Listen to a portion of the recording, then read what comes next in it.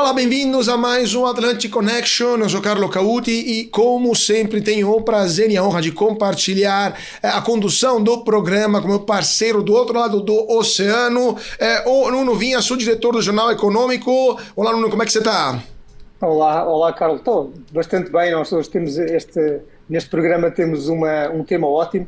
Vamos fazer uma espécie de rescaldo, vamos analisar o que é que restou da cimeira dos países da União Europeia com os países da América Latina e caribenhos. E tu tens um convidado para apresentar, que vai poder ajudar-nos a conduzir e a fazer este debate a meio entre os dois lados do oceano, não é? É isso aí, como sempre, tendo um programa no meio, né, entre os dois lados do oceano, entre Brasil e Portugal. E o nosso convidado de hoje é um professor aqui do Brasil, o professor Lucas Azambuja, do IBMEC de Belo Horizonte. Muito bem-vindo, professor. É um prazer tê-lo conosco aqui no Atlantic Connection. É um prazer, obrigado pelo convite aí de participar do programa. E vamos discutir essa pauta do encontro, né? Que é muito interessante, tem vários pontos a serem discutidos, principalmente nessa conjuntura aí de várias questões, né? Tanto políticas na América Latina, como pautas econômicas e ambientais.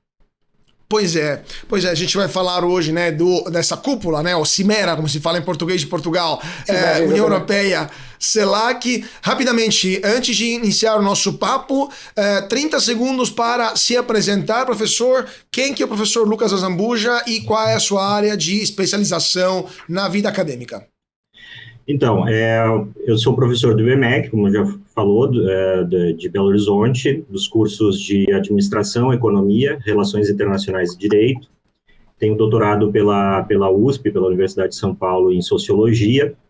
Trabalho tanto em questões da ciência política, ligada às relações internacionais, temas como globalismo também, assim como na área da sociologia, do ponto de vista da sociologia econômica, de assuntos relacionados tanto a organizações como também questões a respeito de inovação e o papel das instituições também nos processos de desenvolvimento econômico. Perfeito. Nuno, sua pergunta então para estrear o nosso Atlantic Connection de hoje. Claro que sim. Professor, a minha primeira pergunta é em relação àquilo que estava agendado. Nós não nos podemos esquecer que esta foi a primeira cúpula em 8 anos. Obviamente que em 8 anos muita coisa mudou na União Europeia também. Há muitos Estados novos que, entretanto, obviamente têm presença nesta cúpula. Entre aquilo que estava mais ou menos previsto e aquilo que acaba por sair de lá, com alguns encontros bilaterais, com acordos específicos, como o caso do Chile, o que é que foi para si aquilo que o surpreendeu mais que saiu desta cúpula que se realizou em Bruxelas? Eu vejo assim que tinha algumas coisas que eram esperadas, né? E tiveram alguns impasses aí com relação a questões que eram esperadas de serem discutidas, especialmente a situação da Nicarágua, né? E todo o avanço de um regime autoritário na Nicarágua, como também as questões relacionadas à guerra da Ucrânia e o posicionamento, né, dos países latino-americanos na guerra da Ucrânia. Porque uma vez que a gente tem assim, um predomínio, agora recentemente, de regimes de esquerda, extrema esquerda na América Latina, ligado ao Fórum de São Paulo, né, essa organização política de esquerda e extrema esquerda, há um posicionamento que acaba sendo dúbio, né?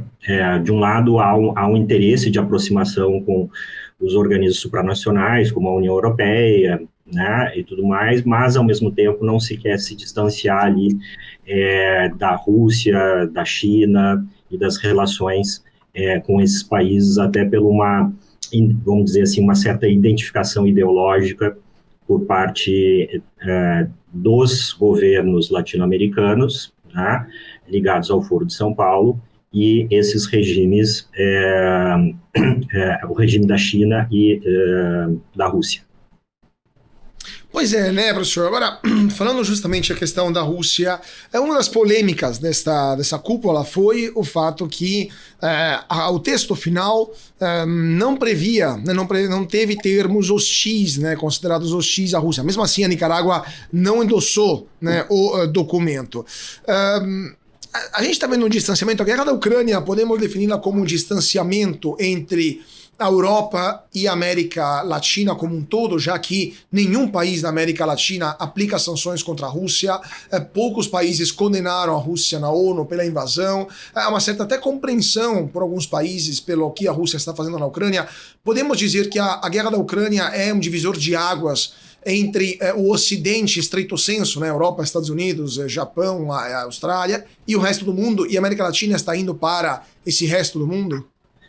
Eu acho que a gente tem que analisar isso no contexto maior, né, daquilo que vem sendo chamado de nova Guerra Fria, né, essa rivalidade entre Estados Unidos e China, né, principalmente aí. A gente teve até a visita dessa figura já histórica, que é o Kissinger, na China recentemente, aí, né, tanto para falar com o secretário de defesa do regime chinês, como o próprio atual ditador da China, o Xi Jinping,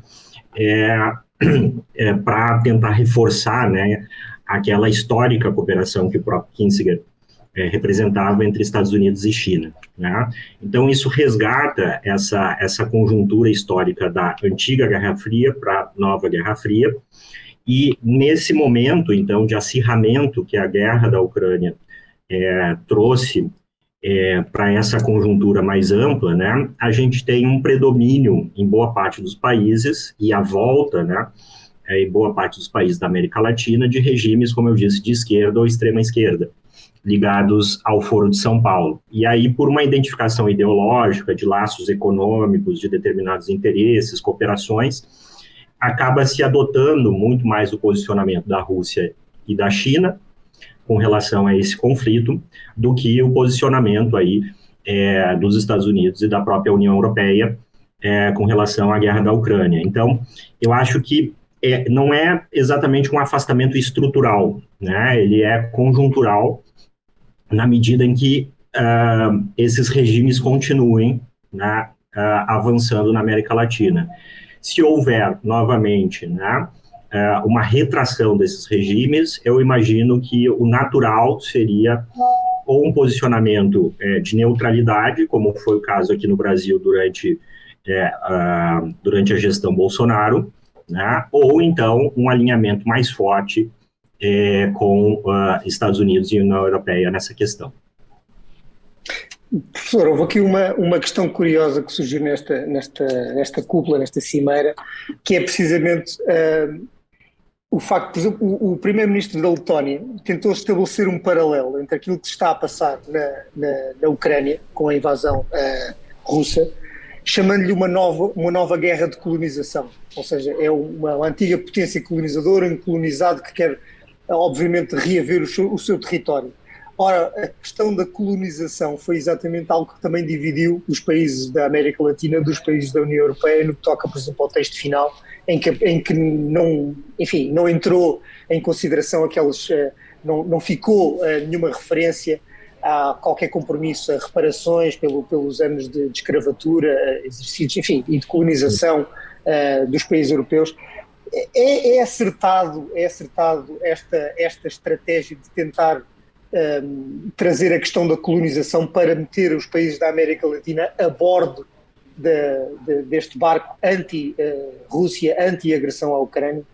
É uma boa estratégia? Eu acho que ela é limitada, né? Porque, ao mesmo tempo, e era uma coisa até que na minha fala anterior eu esqueci de falar, existe uma consolidação muito grande, né, das relações econômicas e até uma certa relação econômica de dependência com a China, né?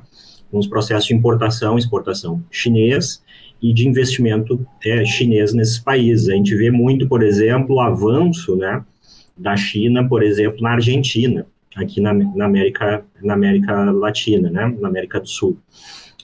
Então, o que acontece? Na medida, como eu disse, há esse predomínio, né, de regimes de esquerda, né, e, em geral, no quadro ideológico de esquerda, se analisa a história das relações entre a Europa e as Américas a partir dessa chave, né, do colonialismo e todo um conjunto de ideias que se tornou recentemente mais difundida, inclusive no meio acadêmico e depois nos próprios movimentos políticos, de ideia de neocolonialismo e tudo mais. Então, é uma tentativa, digamos assim, de falar na mesma chave, né? Mas eu duvido muito que isso possa, digamos assim, superar, né, o laço econômico e eu arrisco dizer, inclusive, de dependência, né, com a China, né, e aí acaba sendo a China, digamos assim, que por trás, né, pauta, digamos assim, a aproximação ou não, né, dos países da América do Sul, principalmente com os regimes de esquerda, para com essas relações com a União Europeia. Eu não vejo, pelo menos da parte do governo brasileiro, né, uma intenção, né, de reduzir ou talvez trazer um equilíbrio, né, que não nos coloque numa dependência tão grande em relação ao dinheiro chinês, né, e aos interesses econômicos chineses que, inclusive em outros países como na África, né, têm se mostrado bastante agressivos e até em certo sentido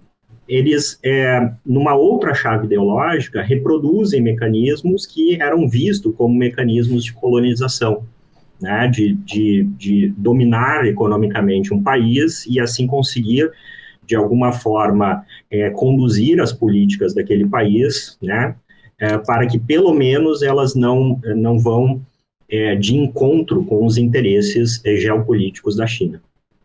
Quer em termos de investimentos, quer em termos de dívida. Exatamente, dívidas, a compra de terras, as chamadas terras raras também. Investimento em estruturas críticas para o país, linhas de eletricidade, então, e até influência intelectual, através dos institutos chineses em universidades chaves desses países, também é uma forma, né, muito semelhante àquilo que a gente via no colonialismo lá atrás, europeu, né? Então, são as ironias da história, né? Aqueles que criticam esse colonialismo estão reproduzindo, de alguma forma, a partir de um outro quadro ideológico, de uma outra conjuntura. Pois é, mas justamente esse ponto dessa ligação com a China, cada vez mais intensa dos países da América Latina, se a gente pegar um mapa dos principais parceiros comerciais, 15 anos atrás, a maioria era os Estados Unidos, a Europa, hoje são todos os países que têm o maior parceiro comercial, quase todos a China. Mas o que os europeus teriam a oferecer para esses países? Porque é muito pragmática a escolha. Se um país como o Brasil, por exemplo, que é a maior economia da América Latina, tem mais de 30%, 40% da sua pauta exportadora que vai para a China, o que a Europa pode fazer? Não consegue absorver tanto produto assim, especialmente primário. Então, o que a Europa teria para oferecer para a América Latina ou Caribe nesse sentido? Olha, eu acho que, em primeiro lugar, eu não vejo como uma boa ideia, né, a gente ter uma relação econômica tão grande com uma ditadura, né, uma das ditaduras mais consolidadas, controladoras do século XX e do século XXI, né, que é a China. Então, assim, não é muito boa ideia, eu acho, a gente apostar tantas fichas numa relação com um país, né, que não tenha instituições democráticas, que não tenha uma certa estabilidade institucional, né, que tenha um enraizamento em práticas equilibradas de comércio internacional, de respeito à propriedade privada, à propriedade intelectual, etc. Né? Então, eu acho que, por exemplo, países como o Brasil, né, que tem uma grande vantagem, principalmente do ponto de vista das commodities agrícolas, né, eles poderiam jogar mais forte com a China. Né? E aí, inclusive, aumentar esse leverage, né, porque a China depende das commodities internacionais para alimentar a sua população, né? Isso é algo que o governo chinês se preocupa muito, né, com acordos pontuais, né, pautas mais pontuais com a União Europeia, né, de negociação em bloco, inclusive retomando aquela agenda de cooperação Mercosul, por exemplo, com a União Europeia, né, que foi de alguma forma desestabilizada a partir do governo Bolsonaro, etc., e que talvez poderia retomar. Mas, de novo, a China não vai aceitar isso sem fazer alguma coisa, sem fazer algum tipo de pressão para que essas relações não se estreitem mais, né?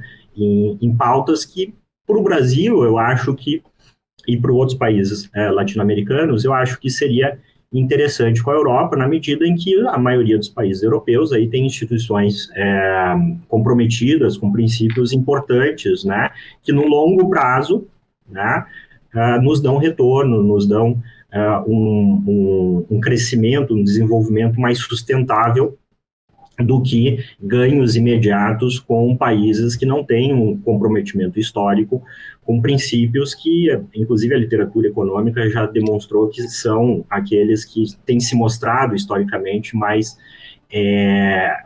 benéficos ao desenvolvimento dos países, né? Então, eu acho que é preciso jogar com as forças, né? E jogar justamente também com os Estados Unidos, né?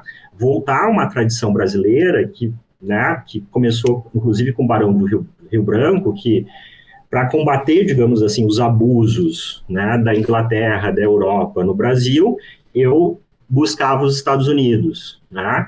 Quando eu tinha os abusos dos Estados Unidos, eu buscava a Europa, fazer esse jogo, né? Agora com, de um lado, Estados Unidos e Europa, e de outro lado, a China. Eu acho que essa é a saída para os países latino-americanos, especialmente se essa cooperação vier em bloco, mas eu acho realmente muito difícil, exatamente pelo perfil ideológico atual da maioria dos países latino-americanos. Eu tinha aqui gostava de ouvir a opinião do professor sobre isto, porque eu estava a ouvir-vos falar, estava a ouvir a pergunta do Carlos, eu estava a pensar o que é que a Europa tem. A Europa tem algo para pôr em cima da mesa, que é: tenham medo da China, que é aquilo que basicamente as pessoas, tenham medo daquilo que é a estratégia da China, tenham medo daquilo que é o plano a 20 anos, a 25 anos da China, tenham medo disto e abdiquem de qualquer coisa para terem uma relação mais segura, mais duradoura, mais sustentável. Apostem no desenvolvimento, na sustentabilidade, apostem nas energias verdes, apostem em tudo aquilo que a China eventualmente não está tão disposta a fazer tão rapidamente.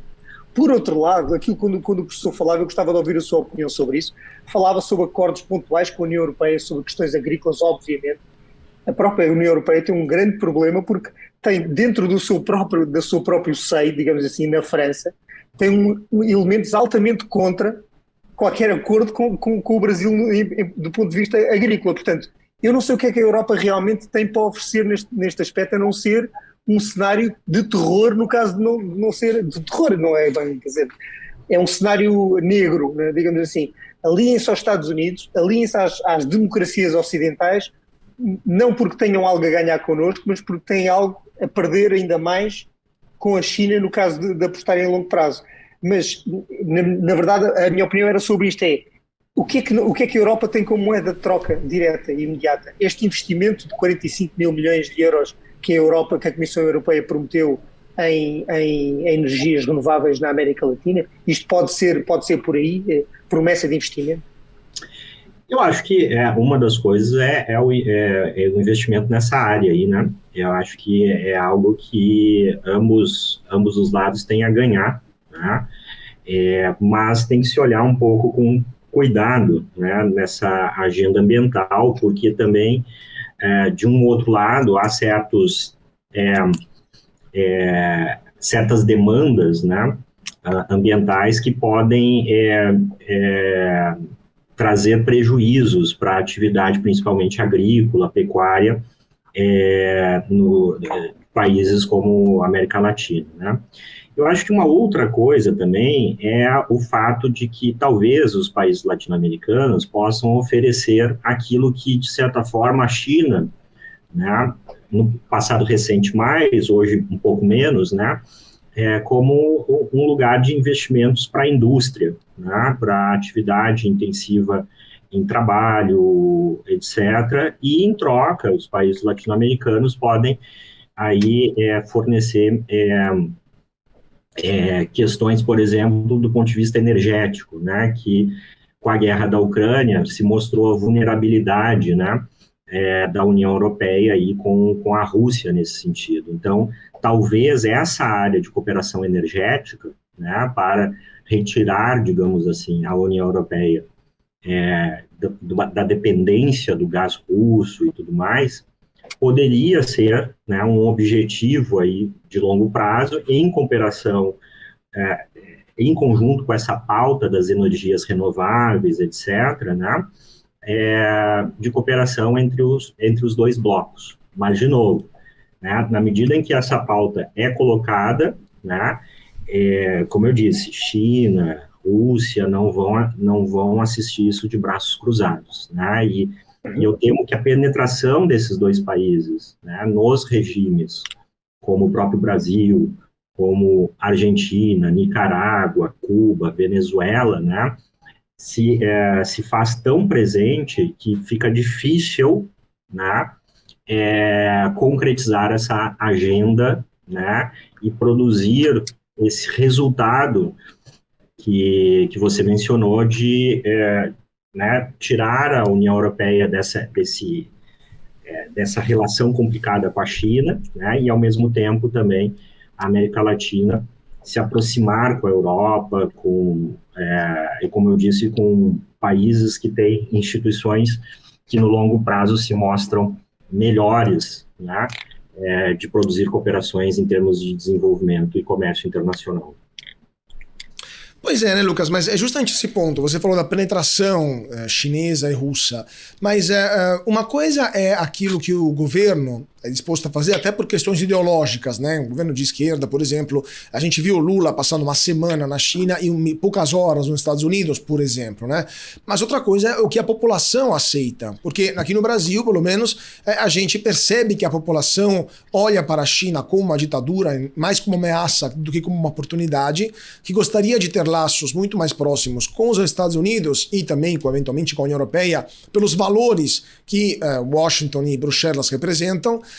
Então temos essa, você percebe, me fala se eu estou enganado e qual a sua opinião sobre isso, esta distância cada vez maior entre o que o governo brasileiro gostaria e parte também do empresariado, né, especialmente agronegócio ou a grande empresariado ligado às commodities gostariam, e aquilo que a população sente como mais desejável de aproximação assim, política com blocos ou com países que mais se sentem afins, né, mas são próximos às suas visões ideológicas de futuro. Então, como que isso pode se resolver? E, de fato, quanto a China vai poder penetrar uma população que é, em alguns casos, prejudicialmente hostil, né, ao governo chinês?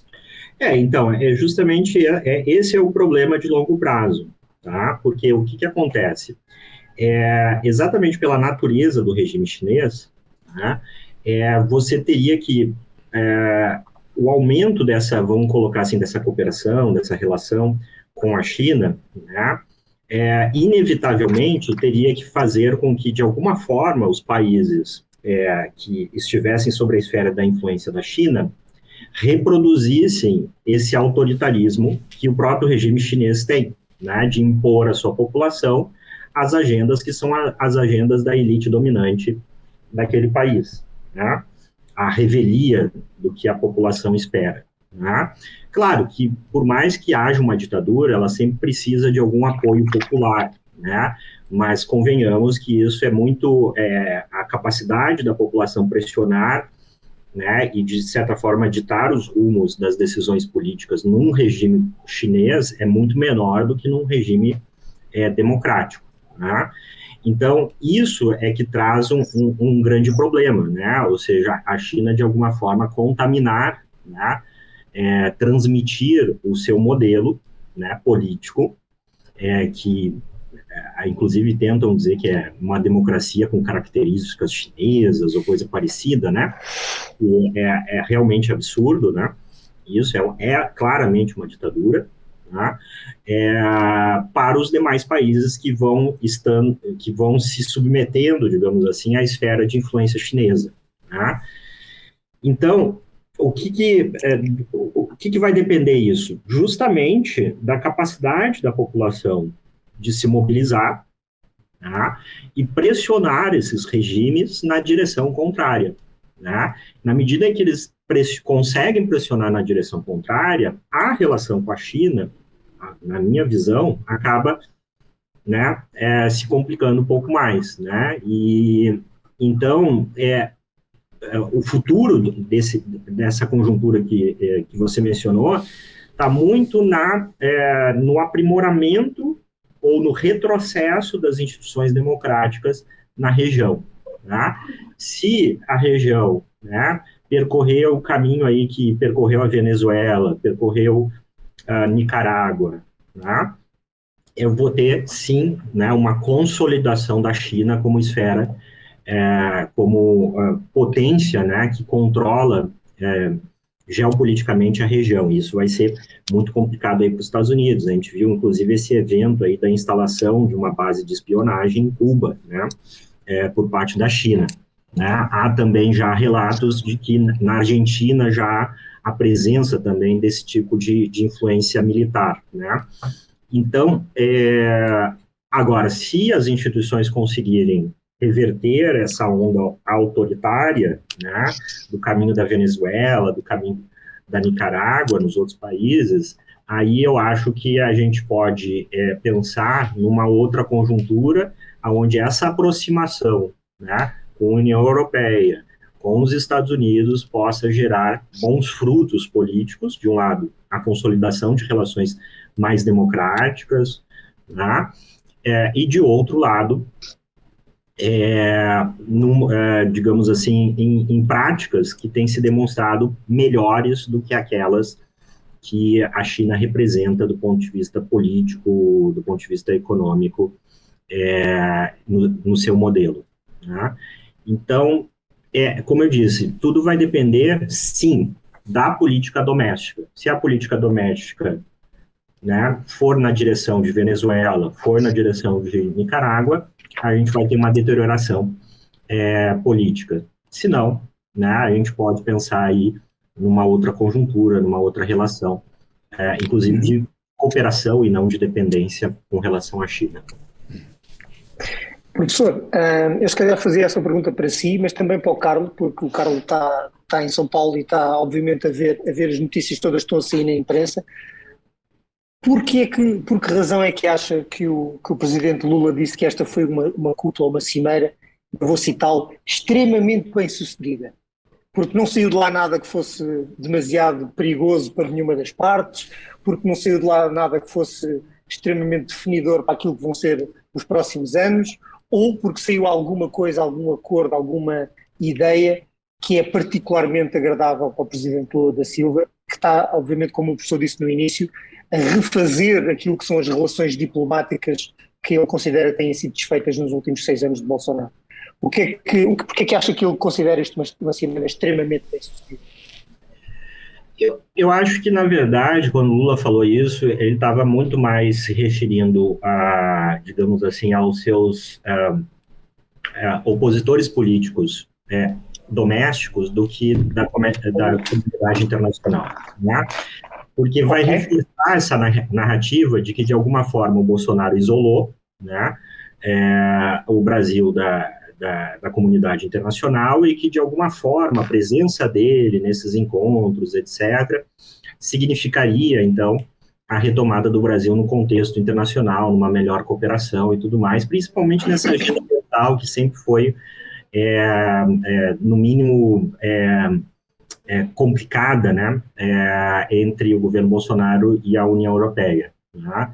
Então, eu acho que ele estava muito mais tentando reforçar essa narrativa, né, e que vai servir como caixa de ressonância, digamos, os principais órgãos de comunicação no Brasil, os principais jornais, eles vão reproduzir essa narrativa do que efetivamente um discurso voltado, né, uma sinalização voltada para os países ali presentes, né? É que não se avançou muito no acordo do Mercosul, não se avançou muito, não é? E, enfim, assim, desde o início, o Lula se preocupou muito mais em viajar do que estar aqui dentro, né? Tem viajado muito, né? Aí nos últimos meses, inclusive o custo dessas viagens está sendo amplamente questionado domesticamente. Então, ele fazer esse discurso é uma forma de se legitimar dentro dessa questão, né? Principalmente para a sua base de apoio ali, né? E principalmente para dar o tom da pauta da cobertura jornalística em torno dessa ação do governo, né? Mas, concretamente, eu não vejo que tenha sido um sucesso, né? Eu acho que ele precisa dizer isso em razão de responder aos seus adversários políticos, né? E as críticas dos adversários políticos que estão sendo feitas aqui no Brasil. Portanto, o que o professor está a dizer é que, na narrativa dele, basta estar presente e já é uma enorme vitória. Já é uma enorme vitória, né? Porque, de alguma forma, o Bolsonaro, para o discurso político, era um pária, ninguém aceitava, etc, etc, etc. Quando a gente pega os dados de cooperação econômica, investimentos no Brasil, etc., né? O governo Bolsonaro foi muito bem sucedido nessa área, né? Os investimentos no Brasil foram muito grandes, principalmente os investimentos diretos aí, né? Então, é um jogo, digamos assim, de narrativas ideológicas, né? De quem tem essa coisa. E como, para um certo segmento da sociedade brasileira, isso é importante, a chamada imagem internacional do Brasil, tem que se jogar esse discurso para dentro, né? Então, a sua presença ali, falar as questões sobre colonialismo, desigualdades, etc., é uma forma de jogar para a base, né, aquilo que é esperado do Lula nesse contexto. Pois não, eu concordo também plenamente com o professor, e de fato o Lula está tentando se legitimar e está, inclusive, até fazendo várias gafes, e essa poderia até ser qualificada como uma delas, né? Porque no mesmo trajeto que ele fez agora de volta para o Brasil, ele parou em Cabo Verde e disse que o Brasil está muito agradecido para a África por 350 anos de escravidão. Então, assim, tem também a questão de idade. Então, temos que considerar que o Lula já é um senhor de uma certa idade e a senilidade começa a bater, né? Então, tem várias questões, mas de fato é o ponto de tentar se legitimar internamente frente à opinião pública, que começa a se questionar o porquê de tantas viagens.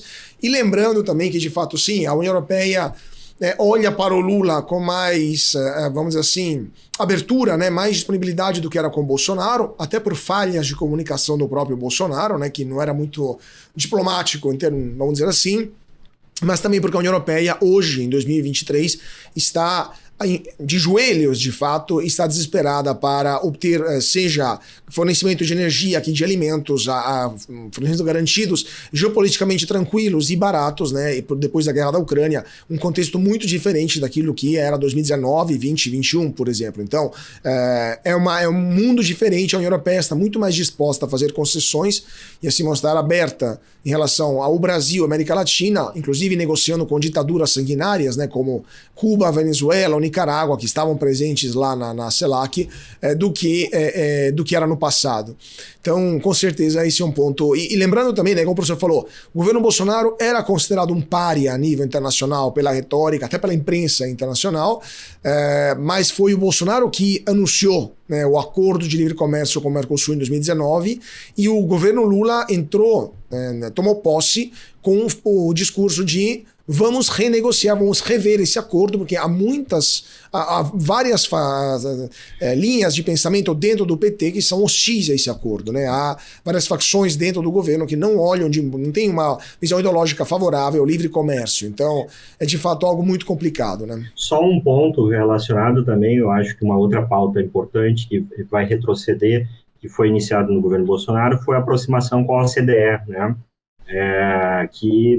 Assim, a maioria dos setores do PT veem com maus olhos essa aproximação como uma espécie de adesão do Brasil àquilo que se chama de neoliberalismo ou coisa parecida. Então, eu acho que é uma pena, porque, né, a OCDE é uma organização importante, isso traria efeitos também para as instituições brasileiras, né, mas eu não vejo que essa aproximação também vai avançar no governo Lula. Nuno. Professor, em relação a esse tema que estava agora a falar da OCDE, inclusivamente, nós vimos como a Europa está disponível a bloquear empresas chinesas no acesso às redes 5G e em como países que integram a OCDE estariam automaticamente, as suas empresas estariam automaticamente habilitadas a ser parceiros nesse tipo de tecnologia, etc. É um reconhecimento também de certos níveis de democracia e de liberdade das instituições, que eu não percebo porque é que algumas fações do governo de Lula não aceitam. Não sei se me pode explicar exatamente por que razão é que eles não querem, ou pelo menos receiam a entrada do Brasil na OCDE, que aliás era um movimento que estava, aliás até há bastante mais tempo, estava a ser lançada essa possibilidade de primeiro ser visto primeiro como um país observador e depois entrar de pleno direito. Qual é que é o racional por trás desse bloqueio? Eu acho que tem, de um lado, tem, digamos assim, o pedigree, né, o histórico ideológico do PT e da maneira como o PT vê as relações econômicas internacionais, né? Eles são o herdeiro, digamos assim, dessa visão da teoria da dependência, etc. Então, a Europa representaria uma espécie de colonialismo, de dependência econômica que deveria ser superada a partir de um enfoque de relações sul-sul, né? Chamadas relações sul-sul, que, por definição, segundo essa abordagem, seriam mais igualitárias, né? E não verticalizadas. Então, de um lado, eu acho que tem a influência dessa ideia muito consolidada no PT, né? E da própria equipe econômica ali do PT, Fernando Haddad, etc., né, eles têm um pouco essa visão de que as relações econômicas internacionais devem ser privilegiadas por aquilo que se chama de relações sul-sul. Tá?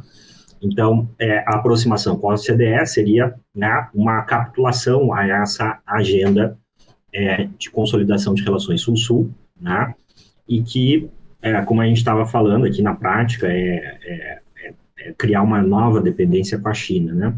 Mas, enfim, de outro lado, eu acho que existe também uma questão, né, por parte do PT, de aproximação com a OCDE, que está ligado a alguns setores, alguns grupos de interesses econômicos no Brasil mais nacionalistas, né, que buscam uma política e a retomada daquela política dos campeões nacionais, de uma política mais protecionista, né, com, inclusive, baixar os juros na canetada, como se fala, né, manipulação cambial, etc., etc., etc., que, com uma aproximação da OCDE, isso ficaria difícil para o Brasil adotar esse modelo, que é o modelo que o PT quer reestabelecer para o país, né, e que foi interrompido com o impeachment da ex-presidente Dilma, né, que agora está lá no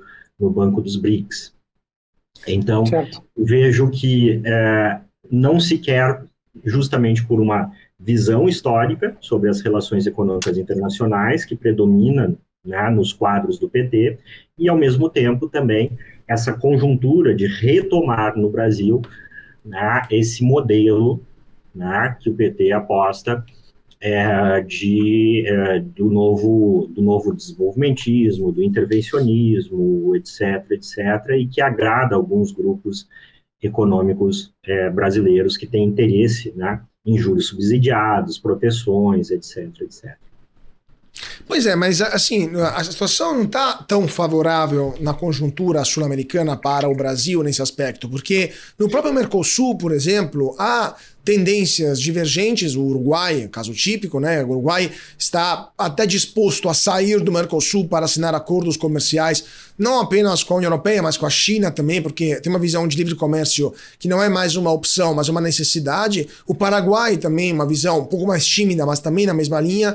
A Argentina vai mudar de governo daqui a algumas semanas e muito provavelmente o próximo governo argentino será mais aberto ao livre comércio. Então, outros países também da América do Sul, mesmo países de esquerda, olham o livre comércio também como algo necessário. O Boric, por exemplo, no Chile, não falou em nenhum momento de, por exemplo, sair da Aliança do Pacífico, etc. Então, será que o PT, o Brasil, não ficou para trás, né? Não está atrás em termos de dialética política, de visão histórica, está ainda ancorado aos anos 80 e pode perder o bonde da história ou ser forçado a seguir países menores que já estão indo muito mais adiante, como o Uruguai, por exemplo?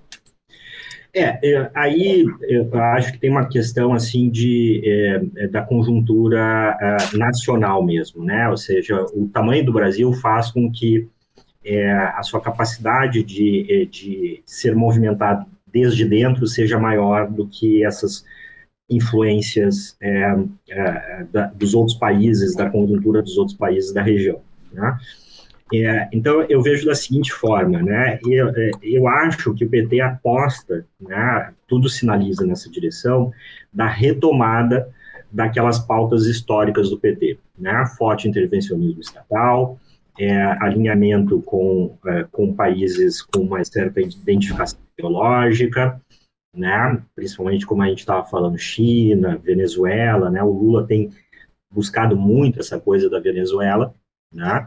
E a retomada também dessas agendas mais ideológicas do ponto de vista econômico, como tributação progressiva, né, definição, né, a volta do controle da política monetária por parte do Poder Executivo e tudo mais, né? Eu acho que o Lula, pessoalmente, aposta, né, nesse projeto, né? A questão, eu acho que é muito mais interna, é o quanto esse projeto vai conseguir avançar, né? E o quanto o governo vai conseguir, né, convencer o centrão, né, esses partidos fisiológicos, como a gente chama, né, de embarcar nisso daí, né? E aí há um problema, porque na última vez onde nós tivemos as consequências econômicas dessas políticas, que foi a maior recessão registrada na história econômica do Brasil, que foi durante o governo Dilma, né, nós tivemos toda essa conjuntura política, né, que tornou o PT bastante impopular, né, culminando ali com a prisão do Lula e tudo mais, né. Então, eu vejo que o PT vai fazer essa aposta, porque eu acho que como na conjuntura anterior eles, digamos assim, perderam, né, há um certo desejo de revanche, de reproduzir aquela situação, tá? E dessa forma, né, numa outra conjuntura, vencer e derrotar de vez os adversários políticos. Então, eu vejo que a gente está caminhando nessa direção, e o único empecilho é a capacidade do Poder Executivo de continuar comprando o Centrão para aprovar reformas, etc., né, nessa direção. A gente vai ver isso principalmente ano que vem, quando terminar o mandato do atual presidente do Banco Central, né, e for indicado aí, né, pelo presidente Lula, o novo presidente do Banco Central. E aí eu acho que a gente vai ver uma grande retomada daquele modelo que foi, na época, chamada de neodesenvolvimentismo. A famosa nova matriz macroeconômica, né? Exatamente. Professor, tenho aqui uma questão, não sei se temos muito tempo, mas é o seguinte: nós vimos também nesta cúpula que há um compromisso de realizar novas cimeiras de forma mais apertada no tempo, mas aqui a questão que eu lhe ponho é que a Europa é que vai estar da próxima vez que se encontrar com a América Latina, com as democracias de esquerda que estão na América Latina. O que nós estamos a ver na Europa é o AfD, o partido de extrema-direita na Alemanha, está praticamente empatado nas sondagens com o chanceler Scholz. Em Espanha vamos ter eleições no próximo domingo com a extrema-direita muito provavelmente a poder ascender a um governo com o Vox. Em França a extrema-direita está-se a posicionar para o pós-Macron. Qualquer coisa que aconteça em Espanha vai ter influência em Portugal, onde um partido de extrema-direita que é o Chega já está em força no Parlamento e pode ganhar. Em Itália temos Meloni, na Suécia temos partidos anti-imigração e anti-islamismo. Que Europa é que vai estar reunida na próxima cimeira com a esquerda latina? E, mais importante do que saber isso, é como é que as esquerdas latinas, das esquerdas das democracias latinas da América do Sul, vão querer negociar e sentar-se à mesa com a União Europeia. E essa era a visão que eu gostava que me conseguisse, pelo menos, dar uma antevisão do que é que se pode esperar aí. De novo, a gente tem um problema, né? Porque o que vai acontecer também? Muito provavelmente, né, a gente tem, assim, uma grande chance do Biden ser derrotado na tentativa de reeleição, né? Exato. Apesar de estar havendo um investimento novamente muito grande por parte do George Soros, da sua fundação ali no Partido Democrata e na reeleição, né? Já fez uma generosa doação, né, para a reeleição do Biden, então... e provavelmente o Donald Trump vai ser o indicado ali pelas prévias do Partido Republicano, né? E vai ser o candidato à presidência, a não ser que algum tipo de procedimento jurídico o impeça de ser, mas, né? Isso a gente tem que esperar o desenrolar aí nos próximos meses. Configurando esse cenário, né, do uma guinada um pouco mais à direita, né, da União Europeia e a volta do Donald Trump, né, vai ficar muito difícil, né, para o governo Lula e para os outros governos de esquerda e extrema esquerda na América Latina, tá? Qual vai ser o resultado disso? Eu acho que esses regimes vão se jogar ainda mais numa dependência com a China. Isso. Eles vão ser levados para a China. Eu acho que interessa muito à China esses resultados, justamente porque garante uma maior influência da China na região.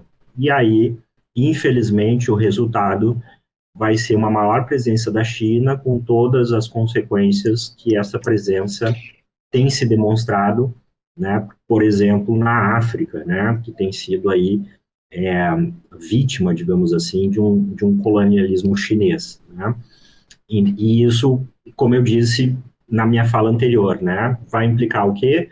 Uma contaminação, né, do modelo autoritário chinês para a região. E aí, bom, aí a gente vai ter que ver o desenrolar também da guerra da Ucrânia, de outras questões, né? A própria questão, né, migratória, islâmica, etc. Voltando aí na agenda, né? A gente pode ter uma conjuntura de consolidação dessa nova Guerra Fria, né? E, de certa forma, esses países que se mantêm no bloco da esquerda serem jogados para a área de influência chinesa. Pois é, um cenário bastante complexo e com certeza a gente vai voltar a falar sobre isso com o professor Lucas Azambuja do IBMEC de Belo Horizonte, mas infelizmente nosso tempo hoje aqui no Atlantic Connection acabou. Queria agradecer muitíssimo o professor por sua participação, foi um prazer tê-lo conosco. Obrigado, eu que agradeço pelo convite, foi ótimo aí conversar com você sobre essas questões aí que são extremamente importantes. É isso aí. E, claro, muito obrigado, Nuno. Não, eu que agradeço e desde já estendo o convite ao professor Lucas Azambuja para eventualmente poder voltar ao nosso programa com um outro tema que seja da sua especialidade e que seja daquilo que é a sua área de investigação ou de pesquisa.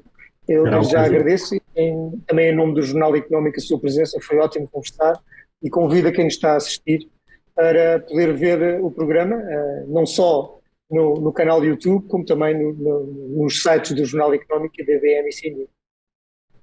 É isso aí. Obrigadíssimo. Obrigado a todo mundo que nos assistiu e fique agora com a programação aqui na BMC. Até mais.